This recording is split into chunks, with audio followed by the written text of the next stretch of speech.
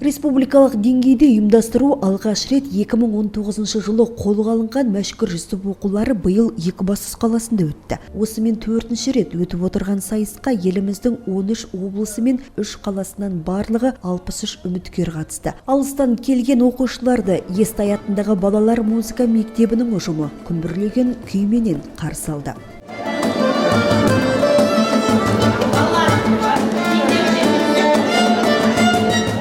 Шығармашыл жас өрендер додасы оқу-ағарту министрлігі Дарын республикалық ғылыми-практикалық орталығының қолдауымен ұйымдастырылды. Ертіс Дарын қосымша білім беру орталығымен, Дарын республикалық орталығының қолдауымен өткізілген іс-шаралардың бірі. Алғашқы жылдары бабамыз мәшһүр атамыздың құрметіне облыстық деңгейде ғана шаралар өткізілген болатынды. Кейіннен 19 жылдан бастап жаңағы республикалық деңгейге дейін өсіп жетілді бұл шара. Қазіргі таңдағы 514-ші бұйрықтың негізінде осы шара отыр. Оқушылар негізгі шараға басталып кетті. Қазір балалар әр бағыт бойынша өздерінің эсселерін жазып, тақырыптарын қорғап, одан әрі мәшһүр жүсіптің шығармаларын талдау жасайды, сипаттау жасайды. Бұл жерде мәшһүр Жүсіп Көпейұлының жаңағы еңбектеріндегі тұлғалардың бейнелерін ашуға қатысты талдаулар жүргізеді. Мәшһүр Жүсіп туындылары өнеге мен тағылымға толы. Қатысушылар өздерінің қызығушылықтары арқылы ғұламаның шығармаларын жаттап, зерттеп, зерделеп мұқият ден қойған және ақынның шығармашылығы жастарға әрқашан рухани нәр екендігін айтады. Мен осы мәшһүр Жүсіп Көпеев оқуларына мәшһүр Жүсіп атамыздың нақыл сөздерін және де өзімнің алған тұлғам, яғни Шоң бидің нақыл сөздерін қазіргі жастарға насихаттау мақсатында осындай бокс жасап алып келдім. Бұның ішінде нақыл сөздер жазылған стикерлер және де кітап белгілегіштер, арнайы қаламдар және де сәнді жиделер. Бұл біздің жастарға бойына жақсы қасиет сіңіруіне түрткі бола аламыз деген мақсатта жасалған дүние. Жидеде не нәрсе талаптансаң табылады деген мәшһүр Жүсіп атамыздың нақыл сөзі жазылған. Қазіргі жастарға ең керек сөз деп ойлаймын.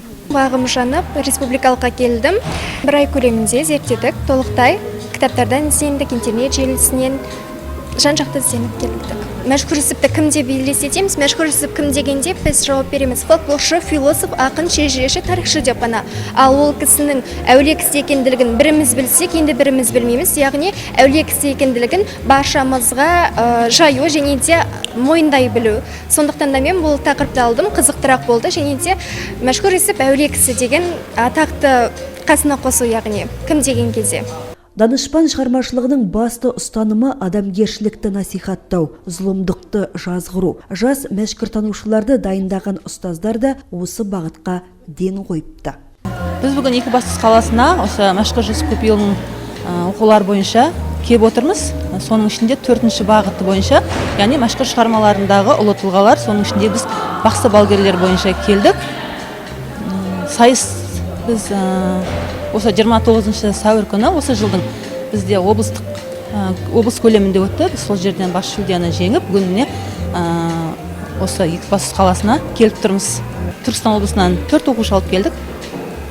4-еуі де осы облыста барлық сайыстардан жүлделі орын алып, сайыстарға белсене қатысып жүрген оқушылар. Енді бүгінгі шараға да оқушыларымызға сәттілік тілейміз. Республикалық мәшһүр Жүсіп оқулары 4 бағыт бойынша өтті. Қатысушылар тіпті суырып салма ақындығын байқатты. Менің бағытым, яғни ақындар сайысы, жазба ақындар. Ең жаманы айтылған сөз аңдалмаған, жараланған жүрек көп оңдалмаған. Шумақтатып ойымды сергетейін, сөз жетім ғой білсеңіз тыңдалмаған. Қайда бабам, жырыменен жар салдырған, күмбір-күмбір домбырамен ән салдырған. Көргім келет аталарды өнер шашқан, даусыменен кең даланы тамсандырған. Жаза берем, біреу ұғып ұқпаса да, сұм қолымен саусағымнан сұқпаса да. Уәде берем, ақын болам шындық айтқан,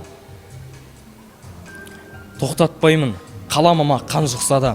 Қазылар алқасының шешімімен 33 оқушы жеңімпаз бен жүлдегер атанды. Ақындар мүшайрасында Павлодар облысы Ақсу қаласының 9 сынып оқушысы Еркебұлан Тіленіш, ғылыми жоба қорғауда Жетісу облысы Алакөл ауданынан келген 9 сынып оқушысы Аружан Сейкен, эссе жазуда Абай облысы Ақсуат ауданының 9 сынып оқушысы Ернұр Қарлыбек, ал Мәшкүр Жүсіп шығармалары және Ұлы даланың ұлы есімдер атты сипаттау бағытында Астана қаласынан келген 9 сынып оқушысы Мәди Садық жүзден жүйрік атанып, бас жүлде иегерлері атанды. Жүлдегерлерге тігілген жүлделерде осал болмады. Бас жүлде иегерлеріне виртуалды көзілдірік, бірінші орынға портативті колонкалар, екінші орынға сымсыз құлаққап, ал үшінші орынға пауэрбанк қуаттау құрылғысы тағайындалды. Сондай-ақ жеңімпаздарға Мәшкүр Жүсіптің ұрпағы Абай Төлеубайұлының кітабы табысталды. Еліміздің түкпір-түкпірінен талантымен танылған талаптылар топқа кіріп, босқа келмегендерін дәлелдеп бақты. Қатысушыларға Мәшкүр Жүсіп кесенесіне барып, бабаға тәу ету бақты бұйырды.